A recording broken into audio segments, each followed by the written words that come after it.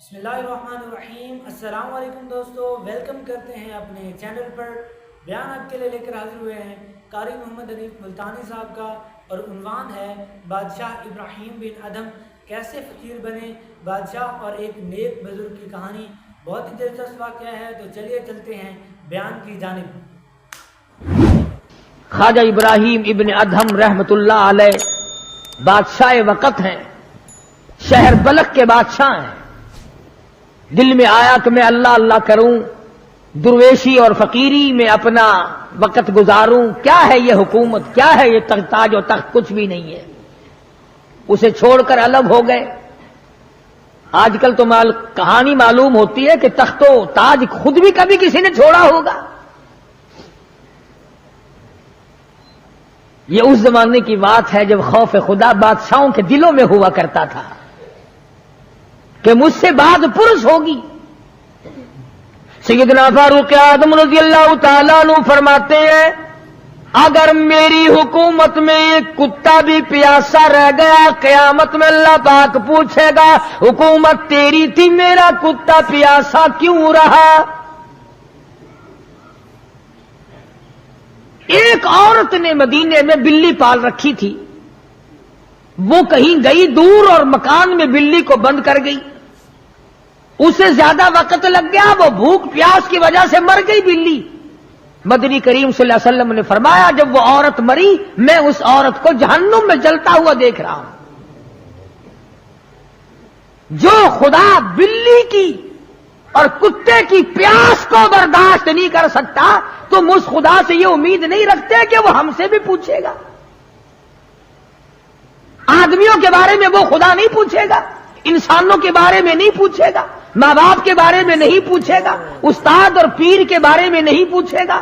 وہ خدا اپنے قرآن کے بارے میں نہیں پوچھے گا کہ تم نے قرآن کی کیا قدر و قیمت کی ہے۔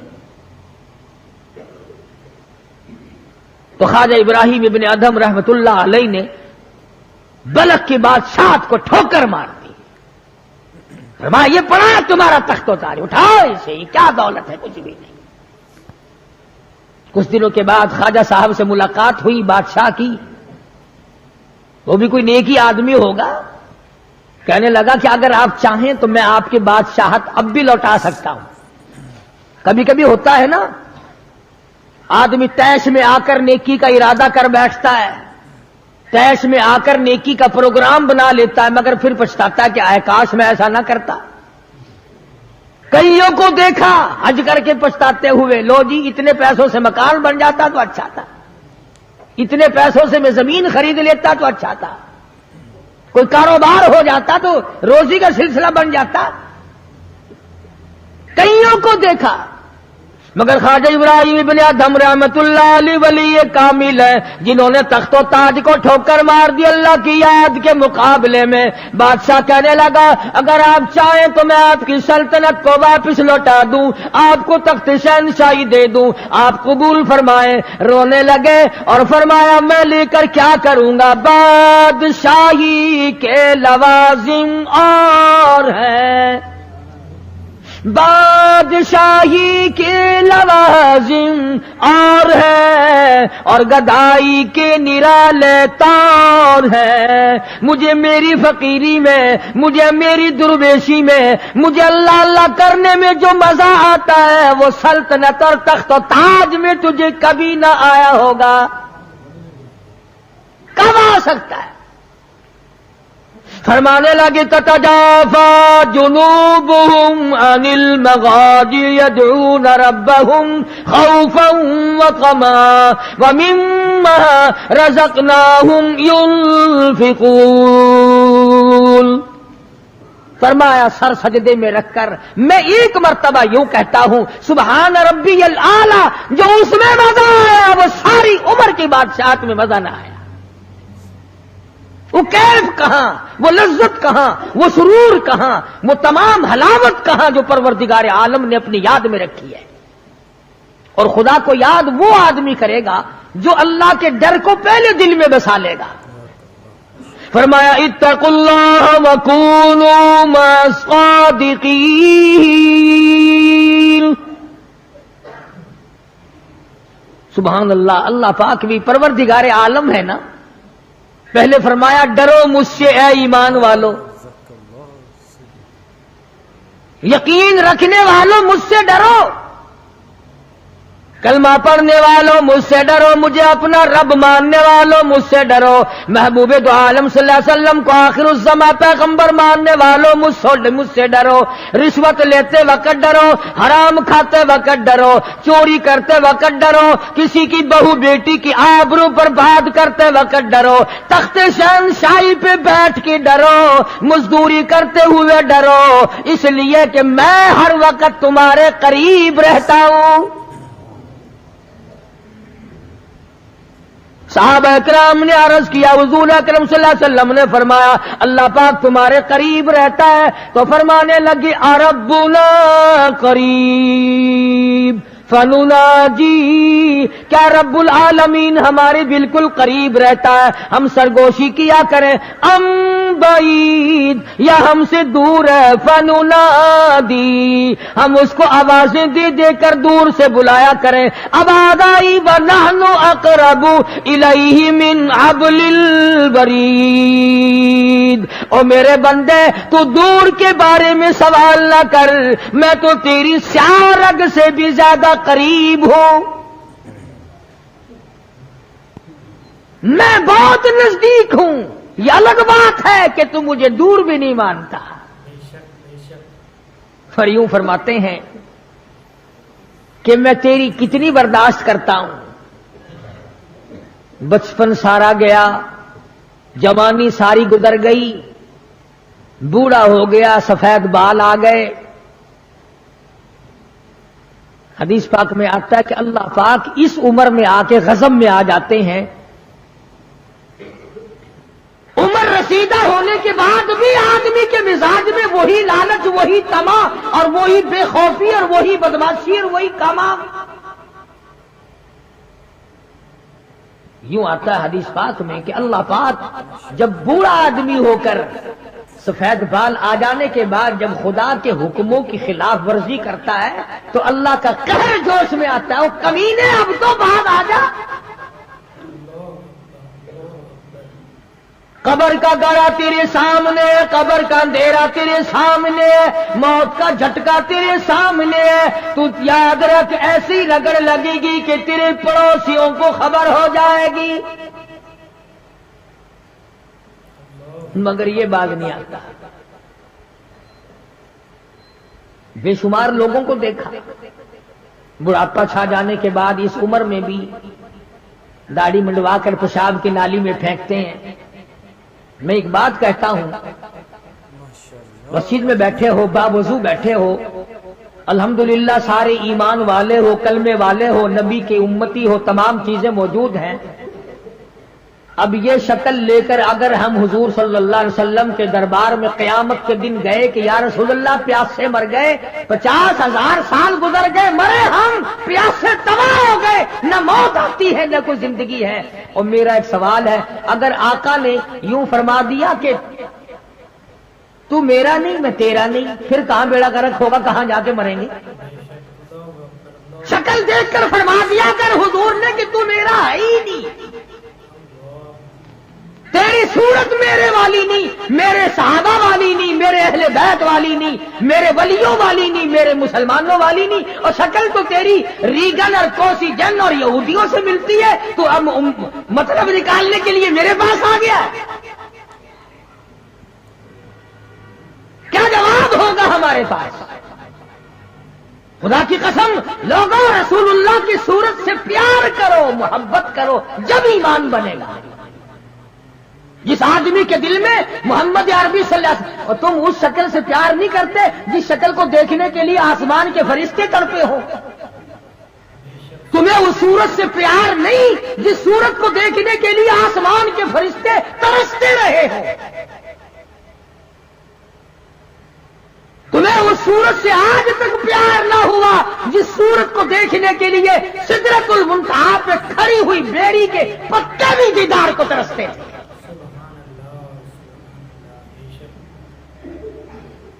ایسے ماشاءاللہ بڑی محبت کا دم بھریں گے، ہمارے نبی یوں ہیں، ہمارے نبی یوں ہیں، اور نبی تو سب کچھ ہے، تو بھی کچھ بنے گا کہ نہیں؟ وہ تو سب کچھ تھے، تو اپنا بتا تو کون ہے؟ اگر غلام ہے تو میرے آقا کا، پھر غلام والی شکل بنا، آقاؤں والی شکل نہ بنا۔ امام الانبیاء محبوب کبریا حضرت محمد مصطفیٰ صلی اللہ تعالی علیہ وسلم نے صاف صاف فرما دیا، اور لوگوں قرآن کریم کا 19واں سپارہ اٹھاؤ، رب العالمین کا عطا کردہ حوض کوثر ہوگا، مدنی کریم صلی اللہ علیہ وسلم اس پہ تشریف فرما ہوں گے، 50,000 سال کے پیاس سے آئیں گے، آپ اپنے رحمت والے دستے مبارک سے پانی پلائیں گے، کچھ لوگ آئیں گے، بھیڑ کریں گے، رش کر کے آگے بڑھنے کی کوشش کریں گے، مگر فرشتے ڈنڈے مار مار کر واپس کریں گے۔ حضور اکرم صلی اللہ علیہ وسلم فرمائیں گے آنے دو میری امتی معلوم ہوتے ہیں، آنے دو۔ فرشتے عرض کریں گے یا رسول اللہ یہ وہ لوگ ہیں آپ کی رحلت فرما جانے کے بعد آپ کی حدیث ان کے پاس موجود تھی، آپ کی عطا کردہ امانت قرآن کریم موجود تھا، انہوں نے دونوں ٹھکرائے، اپنے مطلب کی زندگی گزاری، رسومات پھیلائی، شرک پھیلایا، بدعت پھیلائی، تیرے صحابہ کو گالیاں دی، تیرے ولیوں سے برا منایا، گردنیں کاٹی، اللہ والوں کی مخالفت کی۔ قرآن کریم میں آتا ہے مدنی کریم صلی اللہ علیہ وسلم کا غصے کی وجہ سے چہرہ انور سرخ ہو جائے گا، اور آپ غصے میں آ کر فرمائیں گے، قرآن کریم ہے وقال الرسول یا ربی لقوم اتخذوا، یا ربی لقوم، اے میرے پروردگار یہ میری قوم، یہ میرا کلمہ پڑھنے والے، اتخذوا هذا القرآن مہجورا، یہ وہ لوگ ہیں انہوں نے قرآن مجید کا مذاق اڑایا، انہوں نے قرآن مجید کا تمسخر اڑایا، انہوں نے تماشا سمجھا تیرے قرآن کو۔ وَكَذَلِكَ جَعَلْنَا لِكُلِّ نَبِيٍّ عَدُوًّا مِّنَ الْمُجْرِمِينَ، اے میرے پروردگار یہ میرے نہیں، میں ان کا نہیں، یہ جیسے پہلے نبیوں کے دشمن ہوا کرتے تھے یہ میرے دشمن ہیں۔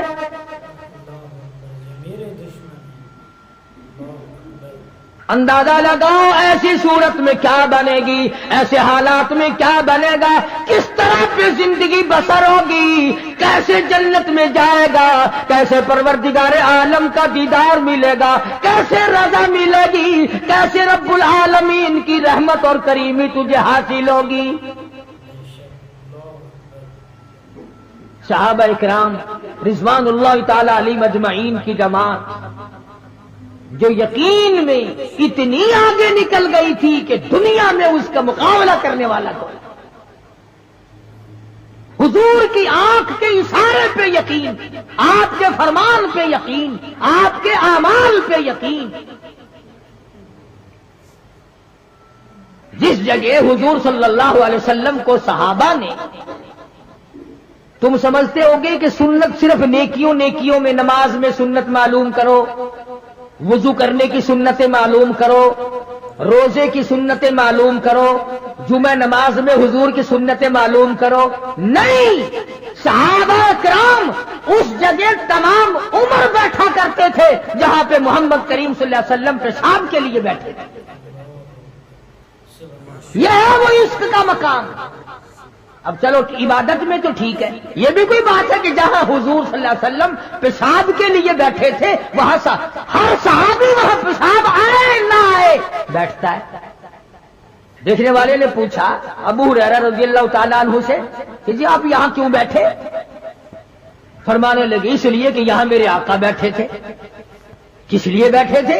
کہ یہاں حضور نے پیشاب فرمایا تھا۔ اب یہ بھی کوئی بات ہے کہ حضور نے یہاں پیشاب، صحابہ کہتے ہیں کہ ہم تو ہر اس ادا کو اپنائیں گے جو ہم نے اپنے آقا کی دیکھی۔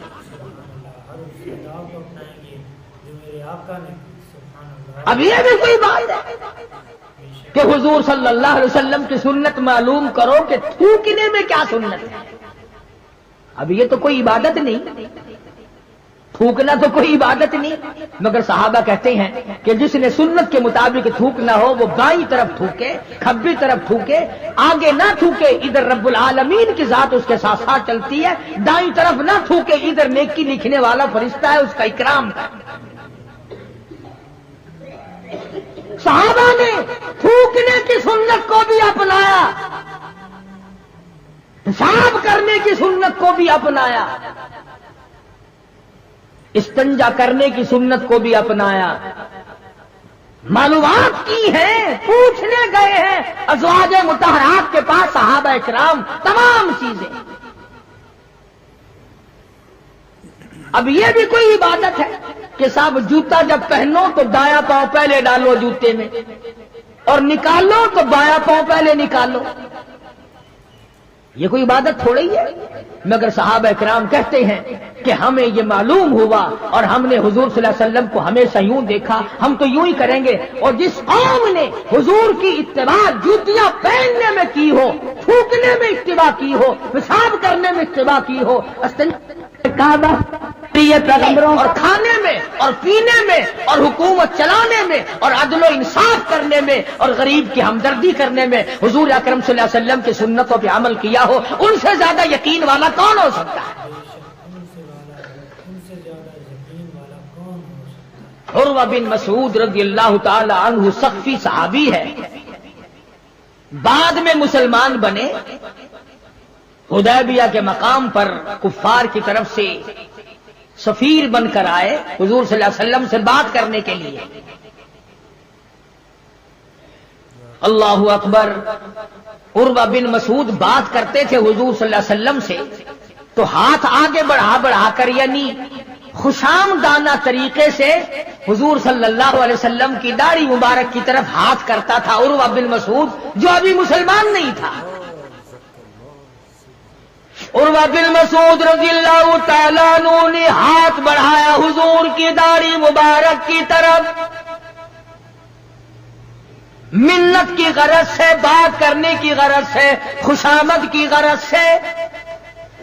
مغیرہ ابن شعبہ رضی اللہ تعالیٰ عروہ بن مسعود کا سگا بھتیجا حضور صلی اللہ علیہ وسلم کے پاس پہرے دار بن کے کھڑا ہے، ادھر عروہ بن مسعود نے ہاتھ آگے کیا، مغیرہ ابن شعبہ سگے بھتیجے نے جو ایمان لا چکا تھا چچا کے ہاتھ پہ تلوار کا قبضہ مارا اور کہنے لگا ہاتھ پیچھے رکھ ورنہ کاٹ کے رکھ دوں گا۔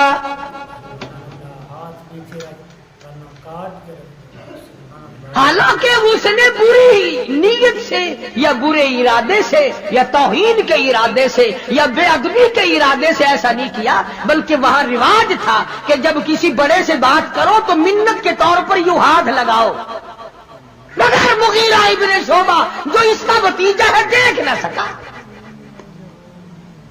تلوار کا قبضہ مارا اور کہنے لگا ہاتھ پیچھے رکھ ورنہ اڑا کے رکھ دوں گا میرے محبوب کی طرف اگر ہاتھ کیا تو۔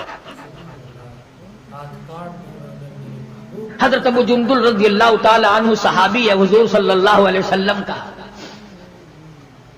مکے میں رہتا ہے، کلمہ پڑھ لیا، مسلمان بن گیا۔ اللہ ہمیں بھی وہ ایمان عطا فرمائے، وہی یقین ہم کو عطا فرما دے۔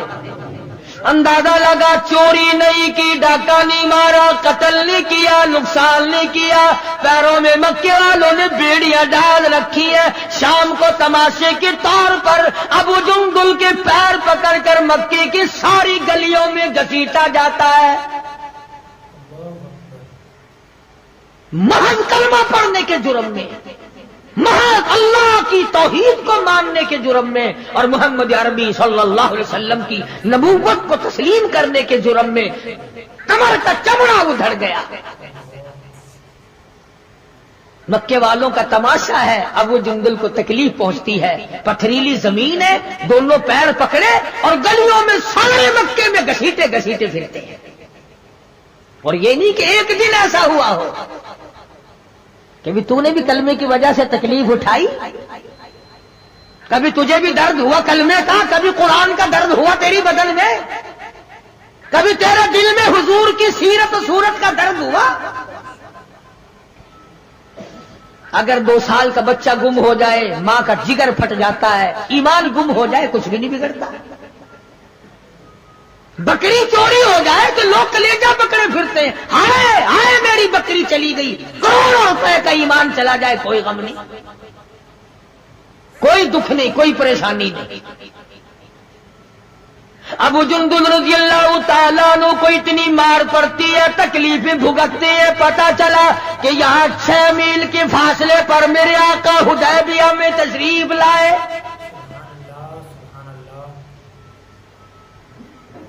اور ایک دن ابو جندل نے یہ نہیں کہا کہ یارو نہ مارو میں کلمہ نہیں پڑھتا ہوں، ایک دن زبان نہ پھیری، ایک دن بھی۔ دنیا کی تاریخ گواہ ہے کہ محمد عربی صلی اللہ علیہ وسلم کی نگاہوں نے جن صحابہ کو رنگ دیا نگاہ نبوت نے، وہ قیمہ تو بن گئے مگر وہ ایمان سے نہ پھرے۔ تیرے ورگے نہیں تھے، مرید کسی کا اور کام کسی کے، شاگرد کسی کا اور کام کسی کے، مقتدی کسی کا اور کام کسی کے۔ جب پتہ لگا ابو جندل رضی اللہ تعالی عنہ کو پہاڑ کے اوپر سے چڑھتا اترتا، پیروں میں بیڑیاں ہیں، چھل کر رہ گیا، آس لگائی دل میں کہ میں حضور کا دیدار کیا کروں گا، حضور کی خدمت میں رہوں گا، مسلمانوں کے ساتھ نماز پڑھوں گا، میری مصیبت کے دن ٹل جائیں گے، میں آزاد ہو جاؤں گا، کافروں نے مجھے غلام بنا رکھا ہے، مارتے ہیں رات دن۔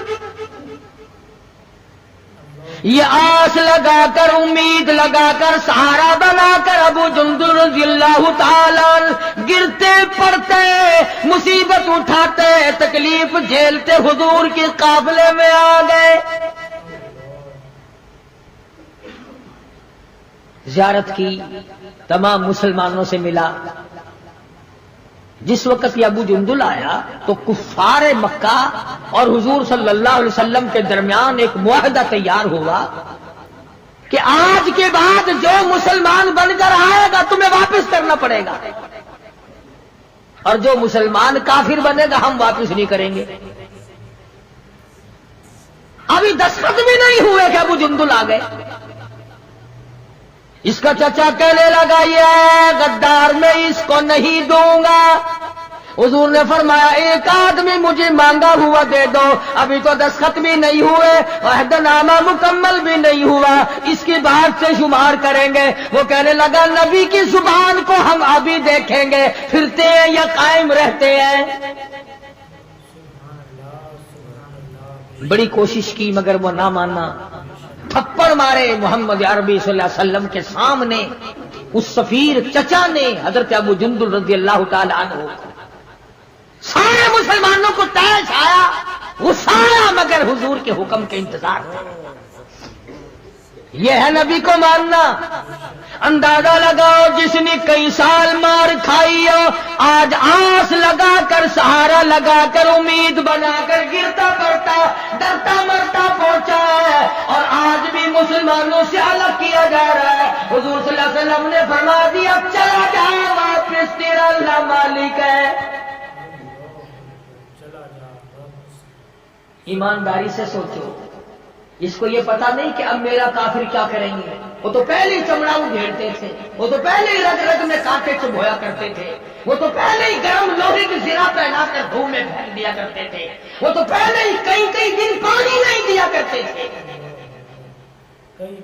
اسے ابو جندل کو اچھا بھلا پتا ہے کہ اب تو مجھے مکے والے ایسی مار دیں گے کہ حد ہو جائے گی۔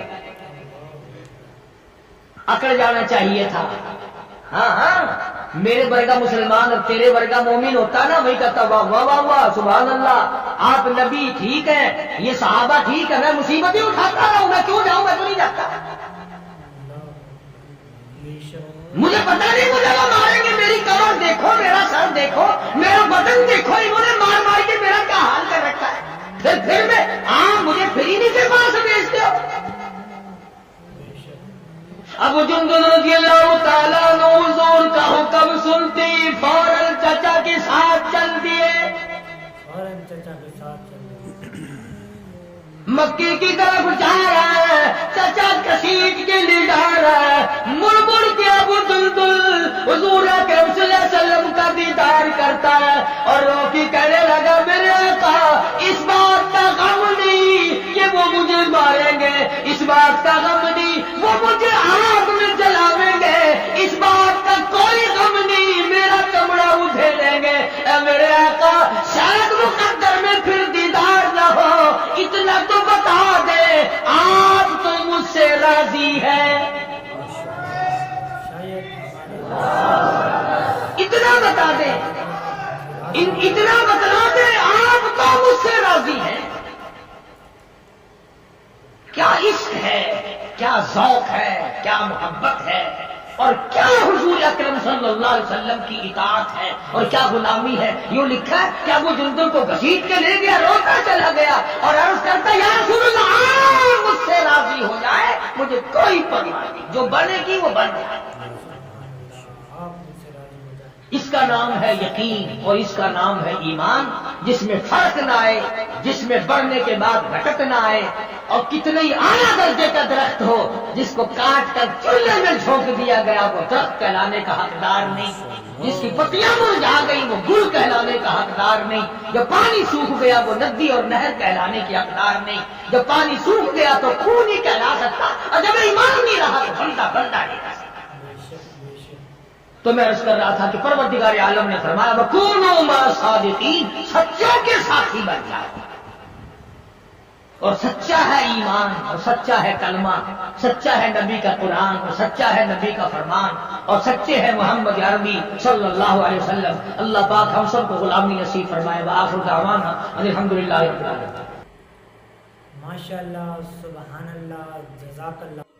बयान आपने समाअत फरमाया कारी मोहम्मद हनीफ मुल्तानी साहब का बहुत ही खूबसूरत अंदाज के साथ बयान फरमा रहे थे, जिसमें उन्होंने बादशाह इब्राहिम बिन अदम का वाक़या बयान किया कि किस तरह वो फ़कीर बने।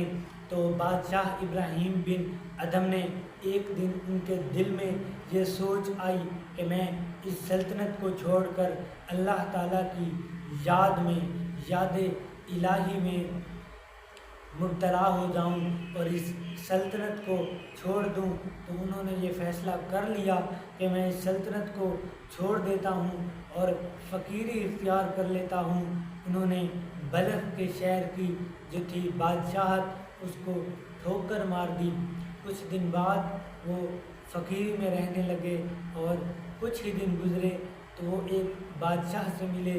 तो उस बादशाह ने कहा कि ए इब्राहिम बिन अदम, अगर तू चाहे तो मैं तुझे सल्तनत लौटा सकता हूँ। तो इब्राहिम बिन अदम ने कहा कि बिल्कुल नहीं, मुझे इस सल्तनत से कुछ नहीं चाहिए और ना ही मुझे ये सल्तनत और बादशाहत चाहिए। याद इलाही में और अल्लाह ताला की याद में जितना मज़ा आता है वो इस तख्त व ताज में कहाँ है। मैं जब सजदे में सर रखता हूँ और 3 बार सुबहान रब्बियल आला कहता हूँ, उसका जो मज़ा है वो कभी भी इस बादशाहत और तख्त व ताज में बिल्कुल नहीं है। बहुत ही खूबसूरत बयान कारी मोहम्मद हनीफ मुल्तानी साहब का आपने समाअत फरमाया। उम्मीद करता हूँ कि बयान आपको अच्छा लगा होगा। वीडियो अच्छी लगी तो वीडियो को लाइक करें, हमारे चैनल को सब्सक्राइब करें, ताकि कारी मोहम्मद हनीफ मुल्तानी साहब के ऐसे मज़ीद बयानात और वाक़यात आप हजरात तक आसानी के साथ पहुँच सकें और हमारा और आपका राब्ता जुड़ा रह सके। मिलते हैं अगली वीडियो में एक नए टॉपिक के साथ, एक नए मौजू के साथ और एक नए अंदाज के साथ। तब तक के लिए अल्लाह हाफ़िज़।